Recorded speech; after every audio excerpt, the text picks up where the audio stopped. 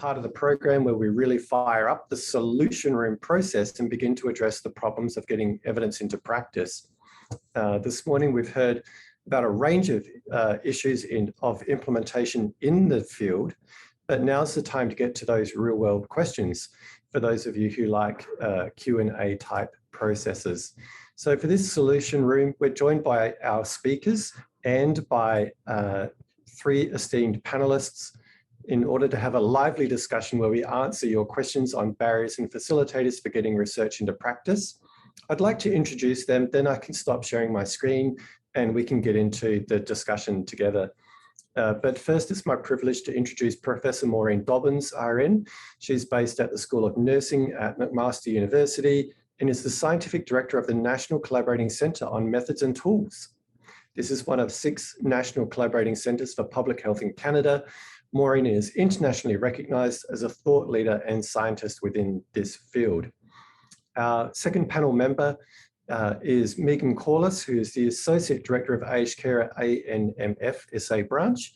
And Megan's role is to work with the aged care sector and other stakeholders, establishing partnerships and seeking synergy related to projects and research.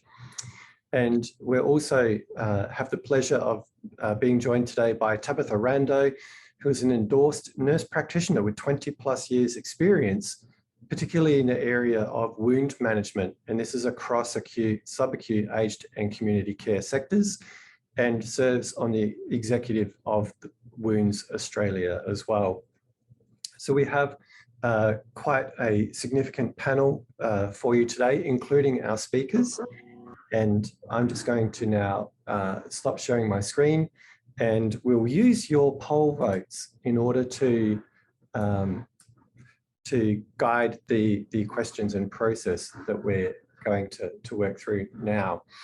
So the first area that people were really interested in was, that received the most votes, was step 5 in the JBI model, and that relates to implementing change to practice. So let's get started on that one. It's a key issue, isn't it? This implementing change to practice. The first question I have is, how can we best support staff in navigating theoretical best practice compared to real world practice gaps? And Maureen, can I start with you on how do we best support staff to navigate from theoretical to real world constructs? Thank you, and good morning, everyone. It's actually good evening here in Canada, and thank you for the opportunity to speak to you today. Thanks for the invitation, Craig. That's that's a really good question. You know, my work for many years with the public health sector here in Canada has really focused on identifying what the real world challenges are and what the improvements could be to public health practice, and then thinking very practically about how to use the best available evidence to inform programs and services.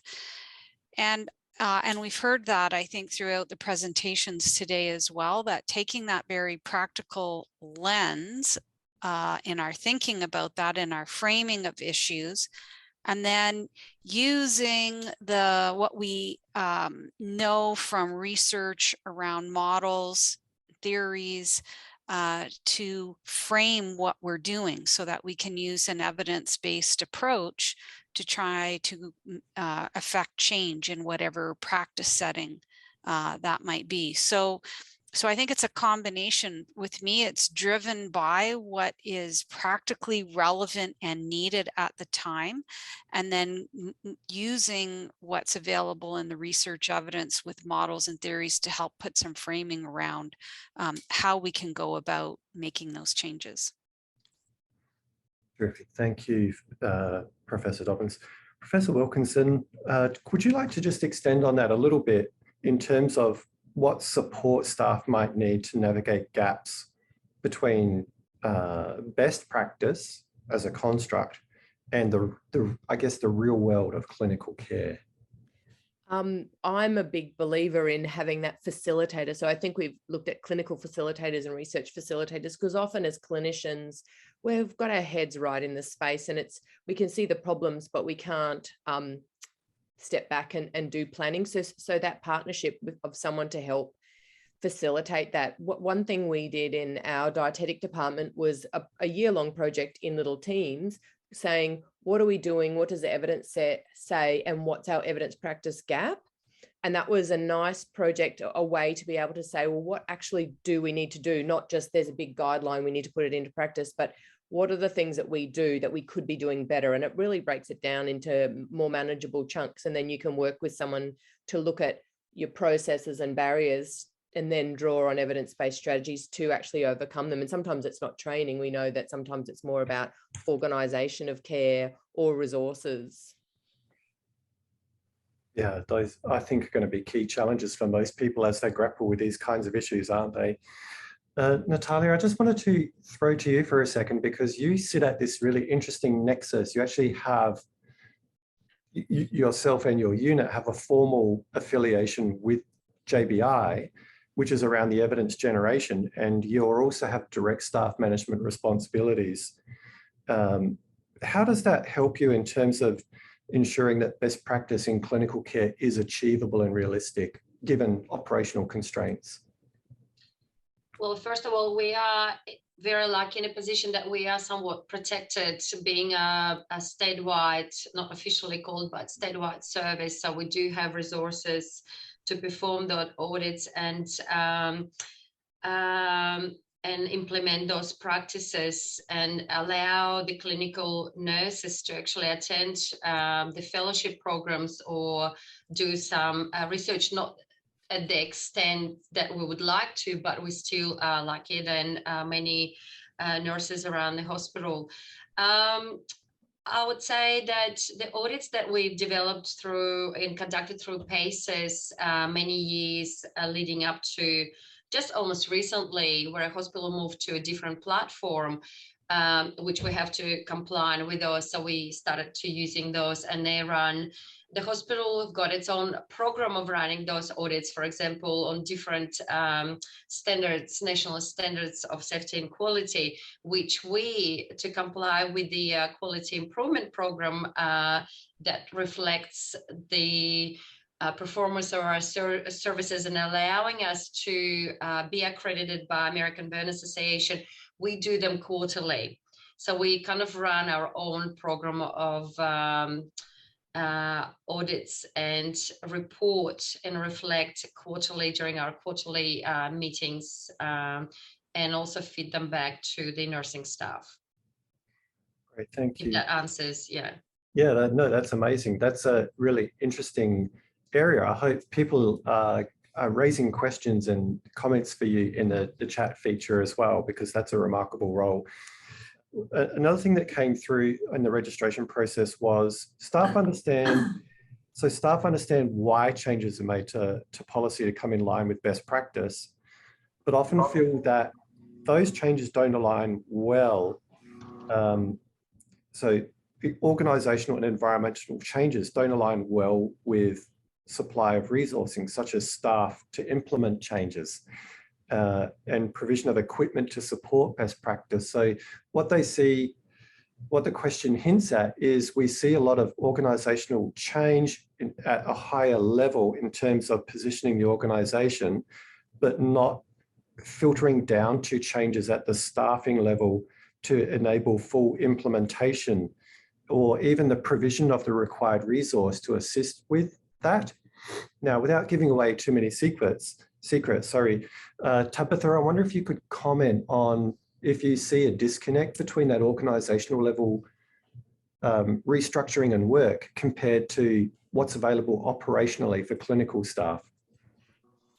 Yes, thank you for that question. We're always doing more with less, and those systems and processes that are directing and guiding what needs to be done, particularly around evidence-based practice, is, there's only so much blood you can get from a stone, so to speak.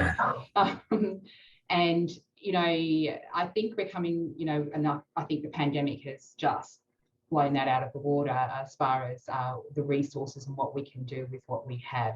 And I think there needs to be something, I know, and I've worked in lots of large health services, and the acknowledgement of that is really important for staff on the ground. I go across 47 wards at the Royal Adelaide Hospital, my role, and I get to see lots of different cultures and teams and interactions. But the number one thing I see right across the health system is the almost care fatigue and staff burnout, really, from doing the double shifts, doing the always stepping up because we need to step up.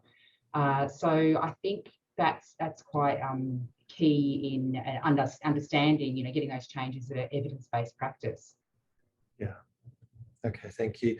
I just want to highlight to our audience that there are some really good comments in the chat, and it would be great to see you engage with those comments as well, because you have diverse experience. Megan, there was a recent paper that highlighted a lack of practical tools and methods to support quality improvement and safety improvement. And do you think that maybe this lack of clear practical tools and resources is a root cause of problems with and challenges with implementation? This is a question that came from Jonathan O'Reilly. So he was asking, there seems to be a lack of practical tools and methods for taking implementation forward. And do you think this is a root cause of barriers to implementation in practice? Oh, look, that's a big question, isn't it, really?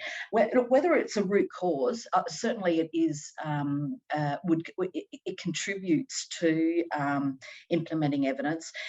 Talking from an aged care perspective, and I'm sure that this would be the same across health, I think there's a lot of tension in the aged care sector around compliance. So the high levels of compliance actually compete with people being able to be innovative and do things differently. So someone mentioned earlier about tasks, you know, people becoming task oriented, and I think that's become quite prevalent now with the lack of clinicians that are able to work in the sector. So people actually can't practice innovation like perhaps they once did. I think the other thing is about how we implement research, and I think, you know, aged care there's been a huge change in the demographic.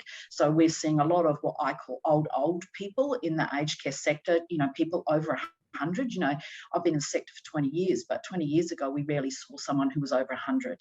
And now, you know, there are so many 100-year-olds. So focusing on that and how you get that research into that part of the sector, it's a very practical application. So look, I think it is part of it, having tools, but I think there's also a very practical, intuitive implementation of research that perhaps we don't recognise as well. Yeah, thank you. That's a great answer to a complex question. Look, Professor Dobbins, maybe I could ask you as well, because of your research history and background. We look at healthcare, when we're doing evidence-based practice or implementation, we look at healthcare from a particular perspective, which is often to look for problems or gaps. And this actually ignores that a lot goes right in healthcare, and we get a lot of things done very well in alignment with that. The question is, does evidence-based practice ignore the things that go well, and is that a problem? That's a really good question. And I think it should be one that we make sure we don't omit that. I know in the work that I do with public health professionals, we actually always start from that place of strength. So this isn't directly answering your question yet, but you know, when you're looking at readiness, when you're looking at the skills that nurses and other health professionals have, we start with identifying what are their strengths, what do they already know, and how can we build on that concepts. And I would tell them all, you have more skills than you think you do, and we'll help identify those, and then how do we augment those. And I think, you know, particularly with what everyone has been through over the past 2 years, we need to think about what those strengths are, the resilience, those issues that have kept health professionals coming to work every day, and build on those strengths. And from there, I think it's important to build on what went well and take stock of that, and where are we doing well, whether it's in programs, certain programs in public health, for example, and then from there, with that identification, think about, and where can we maybe do a bit better or a lot better, but build from that. Okay, thank you so much. That's a great answer to help bring together that first series of questions. So we're going to move on to the questions that came from the second most voted topic area, which was engaging change agents. This question is from Alexa MacArthur, but Natalia, I wanted to ask if you could comment on this, please, as you're a senior clinician. How can we assist clinicians to identify quality indicators and audit criteria that actually measure what we need measured in our local context? Natalia. Hi, very difficult question. Yeah, I guess the auditing itself, you first of all, you talk to your staff as well, and look at the areas that your colleagues or nurses think that needs to be improved, first of all. And I think what's important is the kind of evolution.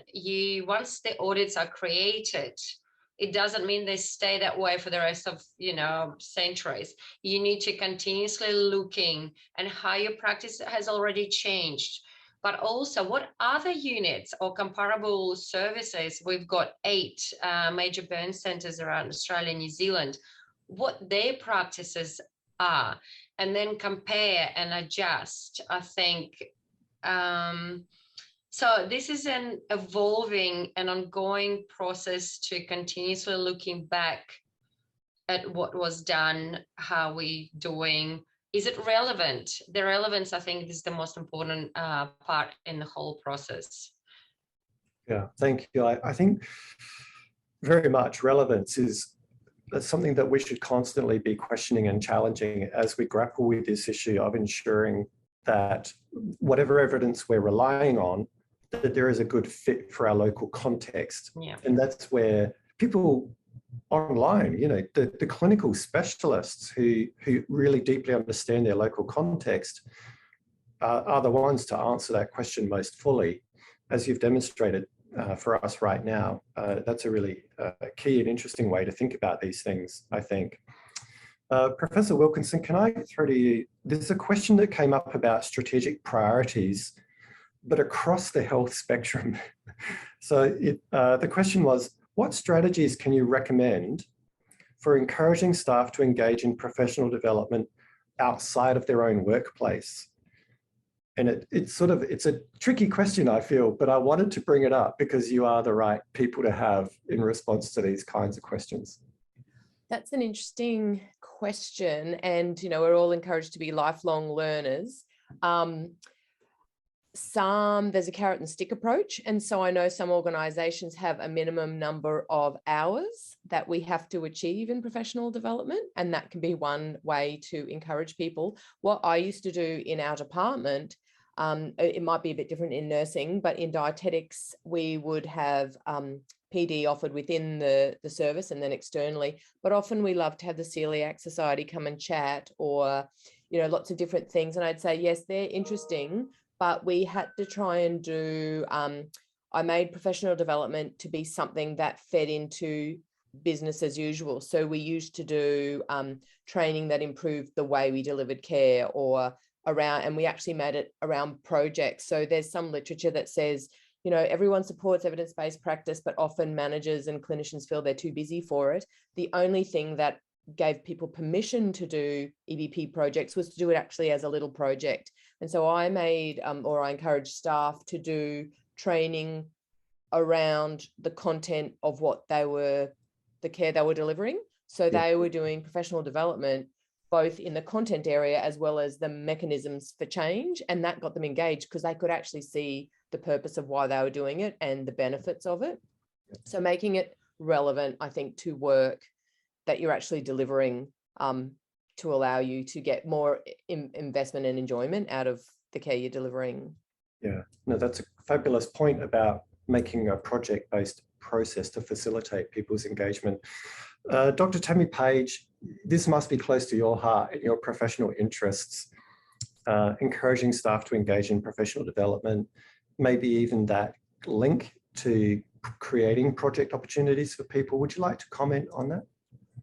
Yeah, and I was thinking as I was listening to Shelley, having partnerships between the consumers and the staff as well is really important. So one thing that we did, I've made a calendar for the hospital around important months, important events. So during, for example, Palliative Care Week, we had information out in the foyer around advanced life plans, etc. And we had the information up for consumers to see. At the same time, we developed a small online module for staff to do, because then they may well have got questions from consumers coming in around what it was about, etc. So we were trying to update their knowledge and include them in that as well. So even sort of, you know, that alignment of safety and quality aspects is important too. Yeah, these are fabulous tips. I hope if you're online, you're jotting some of these down. And feel free to come back to us by email if you want to ask specific additional questions as well. Professor Dobbins, there's a flow-on question from here, which is, what can health services do to build time for nurses in terms of funding improvement and doing research programs? This question came from Simon Windsor, and he asked, can or should health services do practical things to enable nurses to be more engaged in implementation and implementation science? So the really short answer to that would be yes, definitely. I would agree with that. And I think we can carefully think about what those are. They probably, all the strategies don't need to require significant increases in staffing or large amounts of time. But I think with the examples that we've heard today, and certainly my experience here in Canada, is, you know, even something like what I always say to public health nurses is everyone has a role in supporting evidence-informed decision-making. And at the frontline service provider of a busy public health nurse, it might be questioning what we do, having an open mind to thinking, is there a different way we could be delivering services that will achieve more optimal outcomes than we're currently getting? And I think approaching practice in that way, you know, that doesn't necessarily require a significant amount of time or even a significant amount of training, but it's a reframing of thinking that part of my job as a nurse is to question what we do, and I should feel supported in questioning what I do. And then we can think about once we move beyond, you know, that questioning and critical reflection and some ideas, how do we take those issues and questions? The next step might be, how do we turn those into answerable questions that could be fed to someone else? So that could be at higher levels of decision making. So definitely think it needs to be there. And as we've heard others say, I think engaging everyone from the very beginning is much more likely to lead to success than if we're just trying to get that buy-in after someone else has already determined what it is someone else should be doing. Yeah, no, thank you. That's a really nuanced perspective on all of this. This is a really complex field of questions that we're dealing with to enable change. Dr. Kate Davis, can I come back to you on from your experience and context, should health services do more to build time and capacity for nurses to engage in improvement or improvement science? Yes, I definitely think they should, but the responsibility should not be theirs alone. They have really limited capacity. So I think this is where partnerships come into being. So partnerships with university, partnerships with NGOs, partnerships between primary health and secondary health, local health, organisations.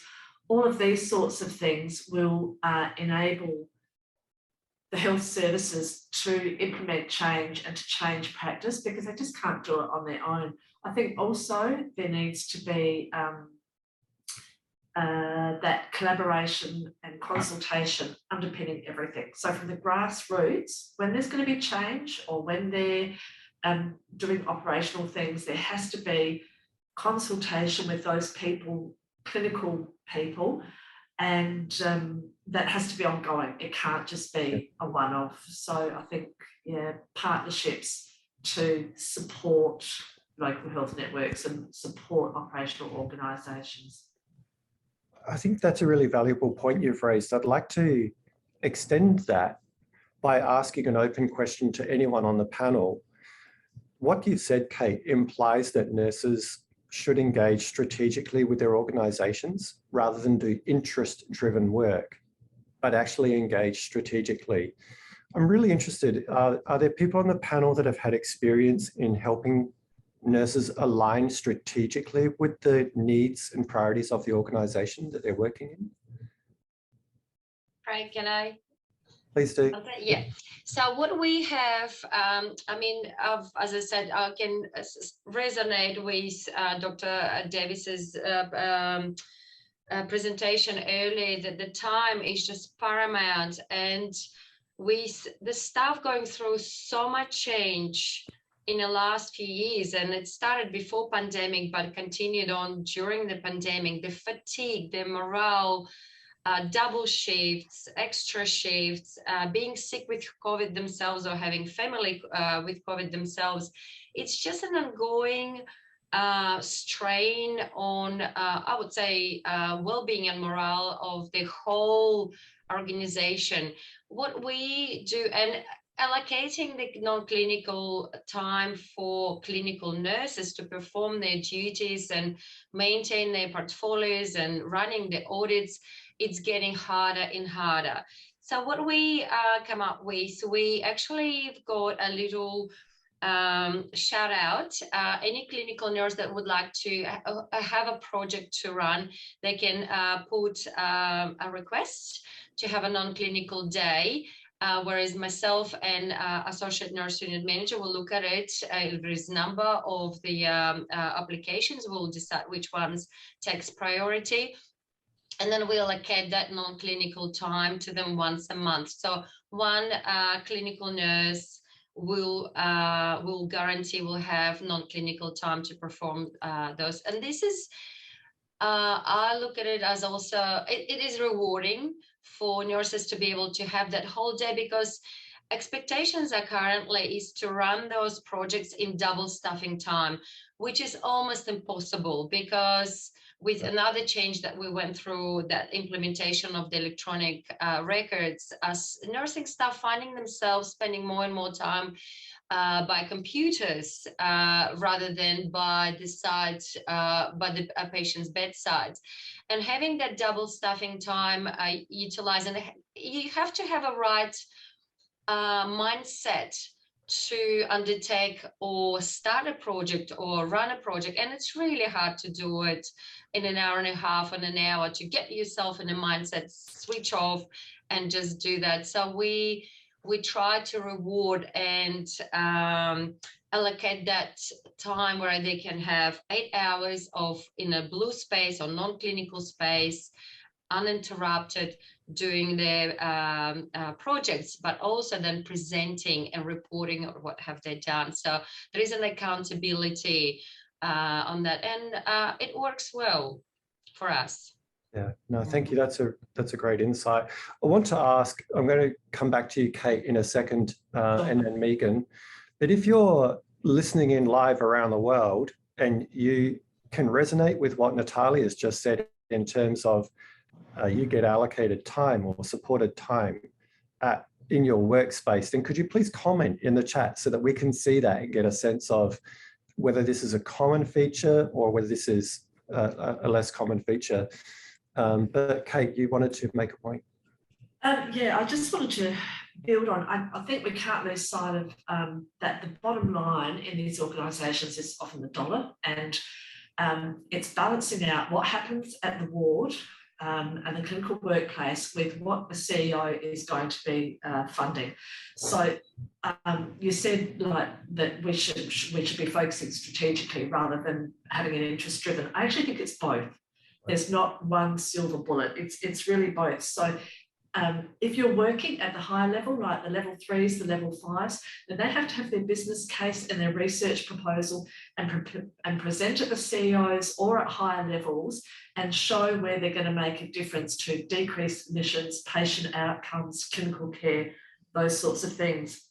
But at the same time, level 1 or level 1 to level 3 nurses need positions that get alongside them. So those joint academic and clinical positions so that they can be supported to drive their research interests. And the other thing is communities of practice of research that are joint between nurses who are interested in clinical research and are supported by people, academics in a clinical research community of practice to put that into place. And just picking up on Natalia's point about time, we've got to recognise at some point that good care, safe care research does take time. And we have just been doing a clinical research Future Leaders program down at Salon, and that has been one of the key points that executives there are supporting nurses to have time to do their clinical research projects. So it's a whole approach that's needed.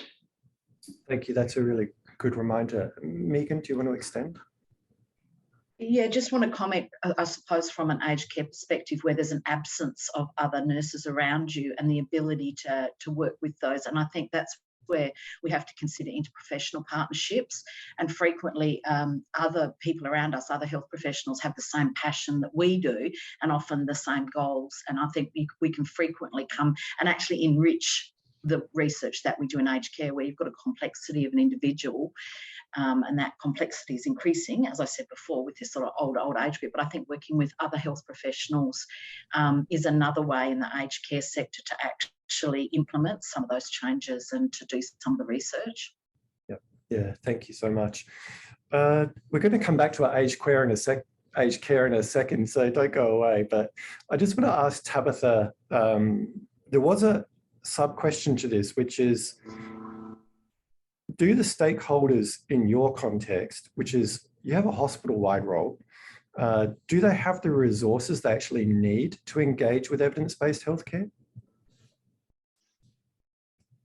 And it depends on where you're looking. Obviously, I'm thinking straight up. I've got 4 projects on at the moment, and reaching out to seeing a problem. I had a group of a skin wound assessment team nurses in ICU who were seeing a problem that I was seeing, and I'd never met these ladies before. It was early on in the piece when I first started here, and we got together and I was able to support them, and we pulled in the right people. We have a research officer who Dr. Rebecca Munch, who was just fantastic, and getting those networks and those relationships are so important to get the right stakeholders in, as you say, and the right people around the table to go through the process of, establishing a research or quality improvement project. And that consultation is just so important, I have to say. Yeah, terrific. Thank you very much. Megan, I just alluded to an aged care question. I think it's very closely related. Aged care is under significant scrutiny. And in an era of change, how do we prioritise what to implement next? If I could just get your quick thoughts on that one. I'm glad you said quick. I could turn this into a full day seminar probably. Look, obviously, the big challenge is workforce.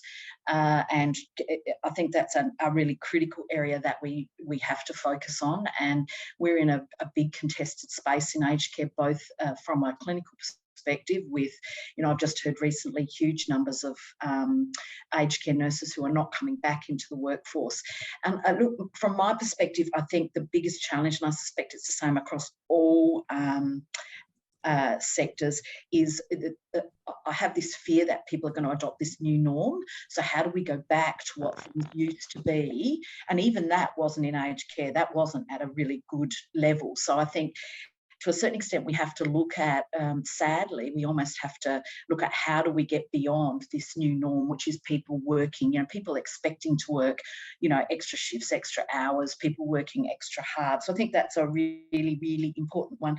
The other issue, I think, taking away from that is the clinical care. And people have talked a lot about aged care over the years. And, it is an area where people come to aged care to live the rest of their life, not to die.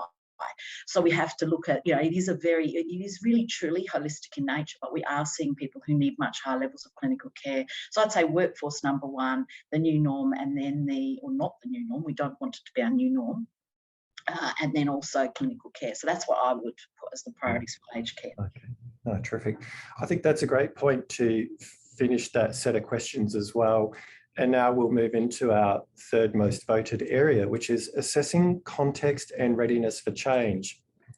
The first question is from Mr. Daniel Sophia, who's asked, how can we improve change management in this climate of competing pressures, priorities, and burnout? There's a lot of synergy in these questions, isn't there? You can tell how people feel. Professor Dobbins, how can we improve change management? Well, my experience, again, with public health is that many of the senior decision makers actually don't have any formal training in change management. They've been successful to achieve those positions, usually from a clinical perspective and their experience and training in a clinical world. So I think we need to find a way within those really full curriculums to provide training around leadership, around organizational change, around culture, and evidence-informed decision-making as part of that, so that it is a norm and not this extra thing that one needs to do. Just a little bit around the readiness, I think that's really challenging to do. I've interacted with many public health units over the years, and from the very top of the organization have, I don't want to use the word buy-in, but they're on board. They're putting money, real resources, not just in kind, real money to help pay for the support that they will receive. And even in those instances, that hasn't always translated into really being ready to move. And I know there's many different readiness assessment tools out there, but a big part of it, I think, is around timing and long-term relationships that we need to be building with those, in health. And when opportunities present themselves, as there are with many of the challenges from COVID, there are also many opportunities where there will be readiness to be doing something different. And if we have those relationships in place, we can have those very frank conversations where you might have those decision makers as a researcher reaching out to you for help with that. So readiness is challenging in terms of, I don't think it's as easy as it might seem in terms of some of the tools that tell us if someone is ready. They may appear more than they are, or sometimes they don't appear as ready, but they actually, something might come along and then they're ready to change. Thank you. That's a great summary there. This really leads into a comment that was given to us, which is that communication is clearly significant. It's one of the most requested topics. It's one of the most frequent concerns that people raise. Professor Wilkinson and then Dr. Davis, can I ask you what suggestions you might have for enabling effective communication between staff within organisations? Perhaps Professor Wilkinson, if you could open. That's a tricky one, isn't it? A terrible question. I think it's just, there's lots of ways, but it has to be a psychologically safe culture to be able to speak up and ask for help or point out if something's not going right, but also having time to come together to both share wins and discuss improvements, whether that's, monthly research or implementation seminars and workshops and things like that. I think making so enabling, because often we're too busy working and we don't actually stop to take breath or even to chat. So having those opportunities, I think, is really important. Okay, thank you. That's superb. Dr. Kate Davis. Yeah, I guess there's a few, well, I think there are many ways of going about it, but I think there are formal and informal ways. I think formally, like I've just been writing a project plan for a particular project I'm working on, and within that I have to provide a consultation and a communication plan. So there are, you know, frameworks and tools that can guide these sorts of things so that you ensure that, you know, you've identified your stakeholders, who it is who's key. I think that's one of the first things. Who is it you need to communicate with?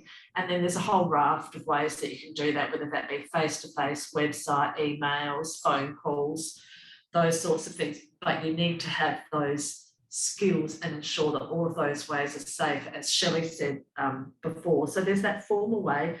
But then I think underpinning it all is the informal way in which we can't assume with communication. I'm just thinking of right back to the beginning when I was implementing this care coordination, and I needed to get all the team on board. And we even had to come up with the name for the nurse-led, you know, care coordination service, then what that would be.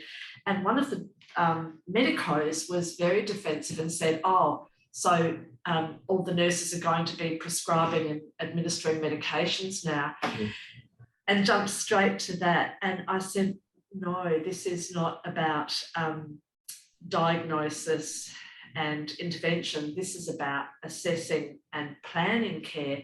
Our roles are actually very different. This is what the nurses will be doing in this nurse-led care coordination service, and this is what the medicos will be doing. And once he understood that, he was quite on board and key in the service. So I think there's, once again, there's just a whole range of ways that we can communicate formally and informally, but hearing people and not assuming, and that thing of listening, I think is a big part of our communication. I think that will resonate with a lot of people online. Professor Dobbins, did you want to add something there?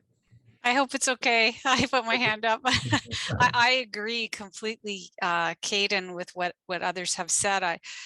With a health unit that was going through a 10-year strategic plan to embed evidence-informed decision-making as a normal part of their business, as they did business. About 5 years in, I was asked during Nursing Week to come and do a talk on evidence-informed decision-making to the nurses. And I don't think that I said anything different than what had been communicated for 5 years about what was going on. And in fact, the medical officer of health visited and sat down with every team to talk about it over a 1-year period. And it was being communicated in many different ways. But something I said that day, or a picture I showed, or something I did, I had a number of nurses come to me at the end saying, oh, now I finally get it, what we're doing, what we've been trying to do. And I just think that it was hearing it, they'd heard it enough times and in enough different ways that on that particular day, it was the aha, now I get it. And I think that's the way we need to approach communication, many, many different ways over and over again. And understanding when we say something, what is someone interpreting that to mean? So Kate's example, I think, is a really, really good one there of what happens in that communication. Yeah. Maureen, I think you and Kate have got to the heart of the issue. A lot of time people will send out a message or think they've actually communicated fully, but it's what has been heard that matters. And also repeat messaging is, of course, a key component of good communication, particularly in evidence-based healthcare when we think about it. So people should repeat.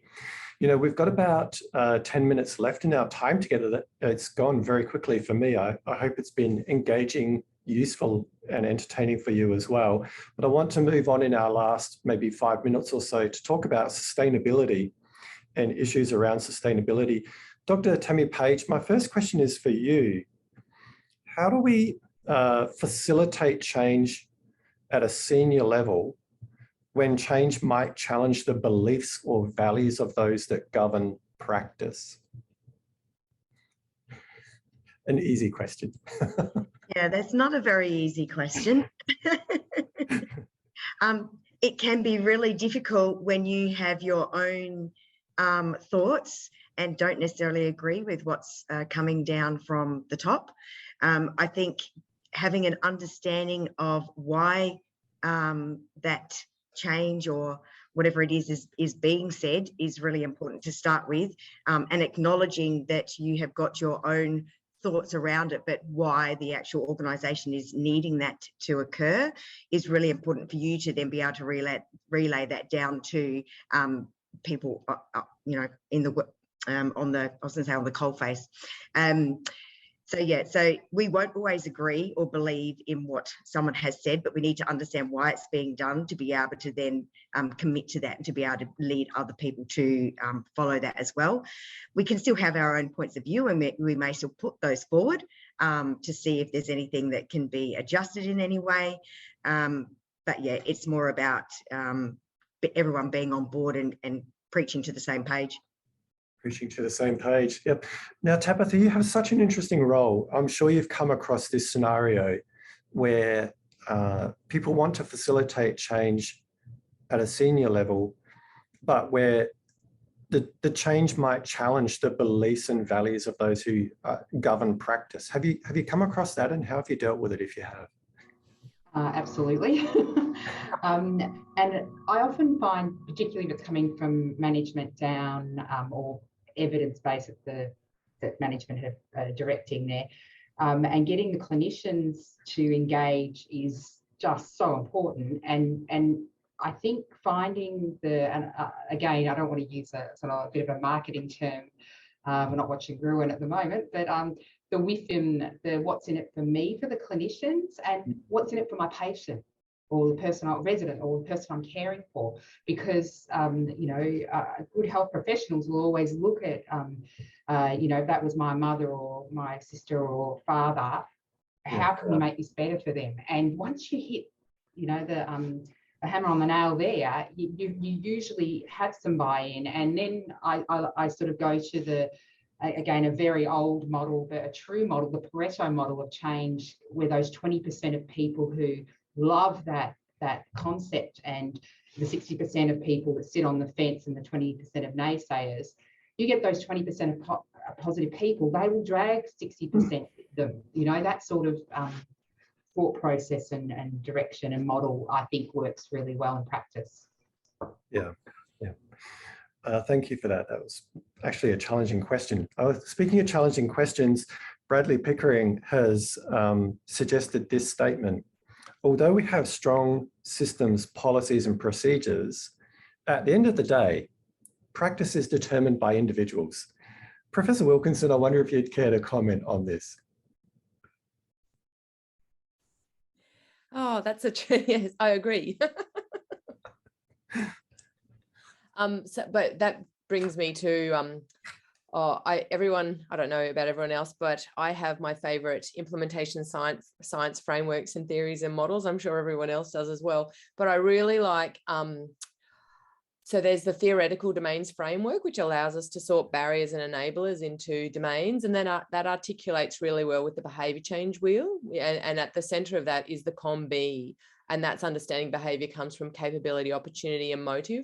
And Susan Michie and her colleagues have developed that understanding that can be applied to individual health practitioners, teams, and organizations. And so I think when we're looking at the process of change, understanding, yes, individuals are there and they're behaving, but if we can pull levers to help their teams and their organizations work better to enable the best practice be the easy practice to follow, I think that's a worthy goal of implementation, and try and get people to make the desired changes that we're wanting them to do to deliver best practice care. Okay, thank you. That's an incredibly helpful and concise answer at the same time. Clearly, your conciseness demonstrates, you know, you're not well suited to academia. You can be wordy.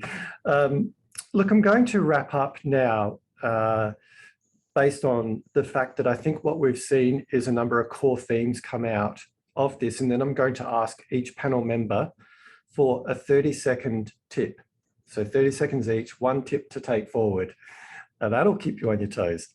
So to make evidence-based practice sustainable and to have an impact, if I were to summarize today, I would say the core themes that have come out of the questions and discussion are around leadership, behavior change, and communication.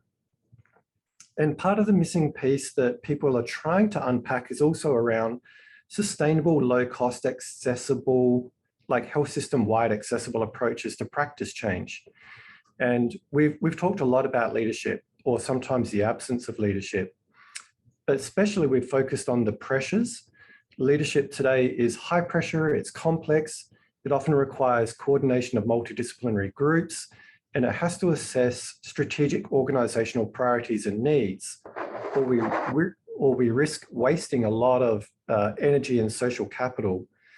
And yet many professions, as we've heard today, appear to promote people to leadership based on clinical expertise, but don't then extend the requisite training to enable them to be a leader of people and a manager that has people skills, the ability to identify and prioritize work according to not just interest-driven, but a combination of interest and organizational level strategic needs and priorities.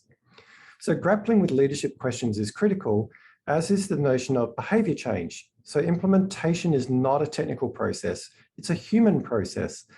And so we need to ensure that our communication is not supplemental, but integral to change processes. And of course, that third part here is the need for practice change to be based on accessible, low-cost, sustainable change processes. Now, this is self-evident, but it's also supported by data, because patient-centered clinical care doesn't need to be high-cost, technology-driven, and we can achieve that by overcoming barriers through accessible, low-cost approaches. And so I want to just quickly go through Professor Dobbins, Maureen, Corliss, and Tabitha. Do you have one final tip for our members today? 30 seconds each. Yep, tall order. I would say, in my experience, it's the modeling of the behaviors from the very top of the organization throughout. So in the public health units that I've worked with that have made the most significant gains in using evidence to inform practice, the medical officer of health modeled it and spoke on a one-to-one relationship with all members of the staff, asking questions about the evidence for the various programs that they were supporting. And so that became the norm in the organization, that if you want to suggest a new intervention or a new program, you needed to have done your homework and looked at the evidence. And he just modeled that for everybody at all levels of the organization. Yeah, a really equitable approach. Megan, what's your 30-second takeaway message? I'll go back to which fits, I think, with what Maureen said, that my passion and innovation. So finding the people who drive what you want to change, that actually have passion for the change. And I think the other thing is the methodology is really important. So the methodology needs to take people on the journey, which I think frequently people try and push stuff down. Just one other really quick thing I want to talk about, I just want to mention, is diversity. And we haven't talked about the diversity of the workforce that we work with and how we make change within that diversity as well. That's my 30 seconds. Amazing, thank you. Tabitha? And my 30 seconds, having executive support for whatever change is happening is so critical. Also having or modelling those values, beliefs and genuineness in the belief of the change that you're implementing, and also walking the floors and talking, which has come through in my fellow panel members there. So that's it, thank you. Okay, thank you.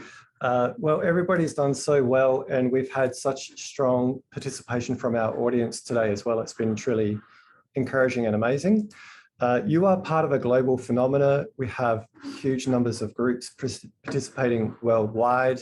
We're grateful that you've been able to be involved. We hope you enjoyed it and that you share it. This is just an example of some of those involved. And I wanted to wrap up just by giving you a flag to take note of the feedback around development and training opportunities that synergize with individuals plus organizations. So these are courses that are available to you. To thank you for your time today and let you know that the full recording will be available.